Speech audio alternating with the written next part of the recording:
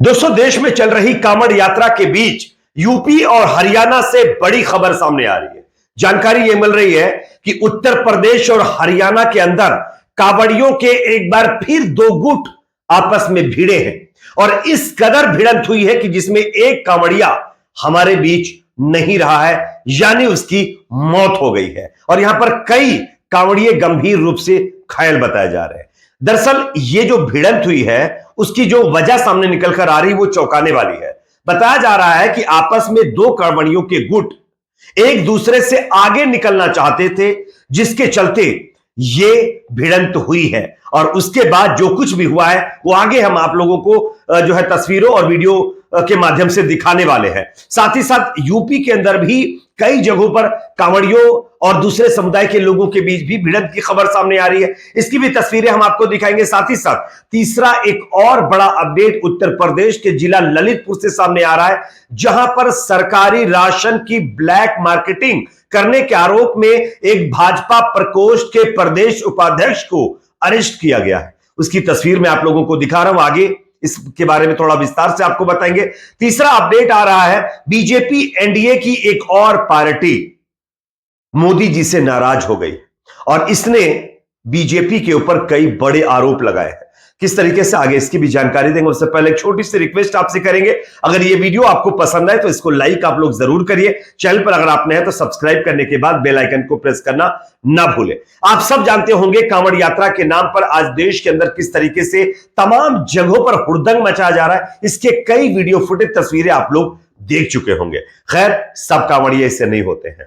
Maximum कांवड़िए सही होते हैं, अच्छे होते हैं, जो अपनी यात्रा को शांतिपूर्ण तरीके से निकालते हैं। लेकिन उसी में कुछ ऐसे भी लोग होते हैं जो उपद्रवी मानसिकता के होते हैं और वो हुड़दंग मचाते हैं, जिसके चलते कई घटनाएं आप लोगों को देखने को मिली है। खैर, इसी बीच यूपी और हरियाणा से जो ताजा अपडेट कांवड़ यात्रा को लेकर सामने आ रही है वो अपने आप में चौंकाने वाली। मैं आपको स्क्रीन पर खबर दिखा रहा हूं, देख सकते हैं। कांवड़ यात्रा के दौरान उत्तर प्रदेश और हरियाणा के कांवड़ियों के बीच एक खूनी संघर्ष हुआ है, यानी हरियाणा और यूपी दोनों जगहों के कांवड़िए आपस में भिड़े हैं। बताया जा रहा है कि इस भिड़ंत में एक कांवड़िया हमारे बीच नहीं रहा है और कई गंभीर रूप से इसमें चोटिल हो गए हैं। यह जो हिंसक घटना डाक कांवड़ के दौरान एक दूसरे से आगे निकलने की होड़ में हुई है, ऐसा बताया जा रहा है। मंगलवार को डाक कांवड़ यात्रा के दौरान उत्तर प्रदेश के 50 से 60 कांवड़ियों ने सोनीपत के गांव अटेरना के कांवड़ियों पर पत्थर और तेजधार हथियारों से हमला कर दिया है।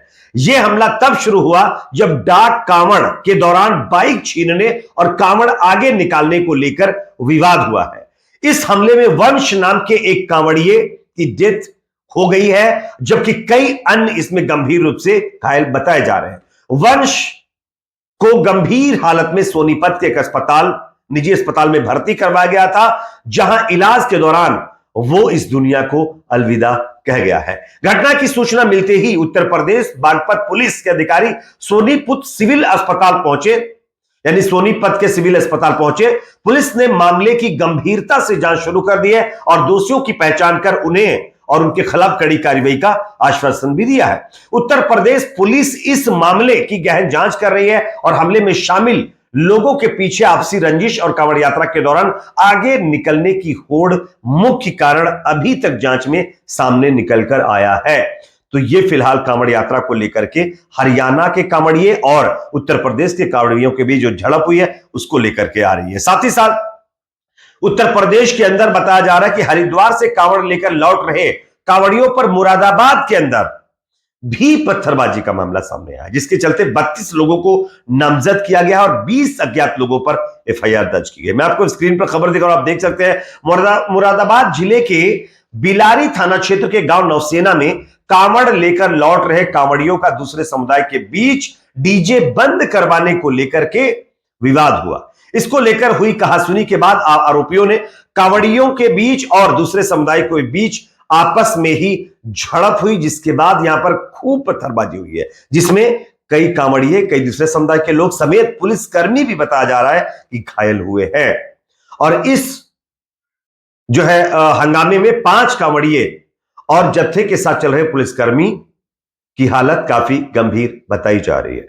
अब इस पूरे मामले की छानबीन की जा रही है किस तरीके से मामला, क्या कोई और तो नहीं था, इसको लेकर के यूपी पुलिस बताया जा रहा है जांच कर रही है। देखना है आगे क्या होता है। अगला अपडेट सामने आ रहा है उत्तर प्रदेश से ही, जहां पर ललितपुर के अंदर भारतीय जनता पार्टी के एक नेता को अरेस्ट किया गया है। अरेस्ट इसलिए किया गया है कि नेताजी राशन की दुकान जो होती है ना, सरकारी राशन कोटा जिसको बोलते हैं, यहां पर वो ब्लैक मार्केटिंग कर रहे थे। इस वजह से मैं आपको स्क्रीन पर खबर दिखा रहा हूं, आप देख सकते हैं। सचिन गुप्ता नाम के एक्स अकाउंट पर इस खबर को ट्वीट करते हुए लिखा गया है, उत्तर प्रदेश जिला ललितपुर पुलिस ने सरकारी राशन की ब्लैक मार्केटिंग करने के आरोप में बीजेपी अल्पसंख्यक प्रकोष्ठ के प्रदेश उपाध्यक्ष अनिल जैन, सार्थक जैन, जितेंद्र जैन को गिरफ्तार किया है। ये तीनों कारोबारी गरीबों का राशन दूसरे राज्यों में बेचते थे और गरीबों को झांसा देते थे, जिसके चलते इनको अब पकड़ करके अरेस्ट किया गया है। खैर गनीमत है कि उत्तर प्रदेश की पुलिस ने काफी मतलब जो है चालाकी दिखाते हुए इन लोगों को अरेस्ट कर लिया, वरना राशन की दुकानों पर आज आप देखेंगे हालत बद से बदतर बने हुए हैं। राशन की दुकानों पर खूब जो है ब्लैक मार्केटिंग की जा रही है। यह तो अलग बात है कि ये एक मामला संज्ञान में आ गया, ऐसे ना जाने कितने मामले अभी भी संज्ञान में नहीं आ पाते हैं। यहां पर राशन के जो कोटेदार होते वो करते क्या है कि जो सरकारी राशन आता है उसमें से मैक्सिमम राशन जो है ब्लैक मार्केटिंग के जरिए दूसरे राज्यों को या दूसरे लोगों को बेच देते हैं ज्यादा पैसे पर, जिसमें उनकी मोटी कमाई भी होती है। खैर ये उत्तर प्रदेश का मामला है। वैसे उत्तर प्रदेश में बड़े बड़े दावे किए जाते हैं, उन दावों की हवा निकालने वाली ये खबर सामने आ रही है। अगला अपडेट जो कि सामने आ रहा है दोस्तों, बीजेपी एनडीए में अब बगावत हो गई है। ये मैं नहीं कह रहा हूं, मैं स्क्रीन पर आपको खबर दिखा रहा हूं, आप देख सकते हैं। लोकसभा चुनाव में हमारे साथ हुई नाइंसाफी, एनडीए में शामिल इस पार्टी के मुखिया के बयान ने बढ़ाई बीजेपी की टेंशन।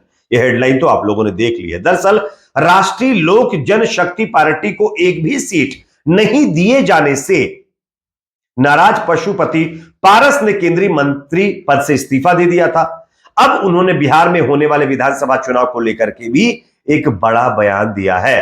पूर्व केंद्रीय मंत्री पशुपति पारस ने बुधवार को कहा है कि लोकसभा चुनाव के दौरान उनकी पार्टी लोक जनशक्ति पार्टी यानी आरएलजेपी के साथ नाइंसाफी हुई, लेकिन फिर भी उन्होंने राष्ट्रीय जनतांत्रिक गठबंधन के साथ बने रहने का फैसला किया।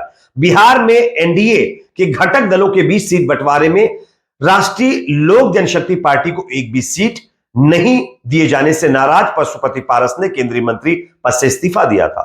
और उसके बाद अब जब बिहार के अंदर विधानसभा चुनाव होने वाले हैं तो पशुपति पारस ने साफ साफ कह दिया है कि अगर अब उनकी मांगों को पूरा नहीं किया जाता है, अगर अब उनकी बात को नहीं सुना जाता है, तो आने वाले दिनों में शायद वो बिहार के अंदर अकेले विधानसभा चुनाव लड़ सकते हैं और बीजेपी के खिलाफ वो मैदान में भी उतर सकते हैं, जो कि मोदी जी के लिए और अमित शाह जी के लिए टेंशन वाली खबर हो सकती है। इस पर आप क्या सोचते हैं, आपकी अपनी क्या राय है, कमेंट सेक्शन में जरूर बताइए। इस वीडियो को ज्यादा से ज्यादा लाइक करिए, शेयर करिए, चैनल पर नए तो सब्सक्राइब जरूर करें।